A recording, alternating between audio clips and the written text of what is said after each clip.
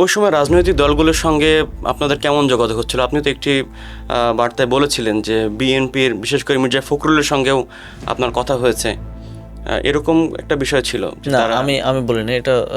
মানে জনাব মির্জা ফখরুল আলমগীর কোথাও তিনি বলেছেন যে সম্ভবত যে লং মার্চ টু ঢাকা একদিনে গিয়ে আনার বিষয়, বাট এই বিষয়ে আমার ওনার সাথে কখনো কোনো কথা হয় আপনাদের দলের কারোর সঙ্গে পার্সোনালি ওনার সাথে আমার কথা হয় নাই। এবং এর বাইরে আমাদের কোঅর্ডিনেশন হতো বিভিন্ন রাজনৈতিক দল, বিশেষ করে ছাত্র সংগঠনগুলোর সাথে।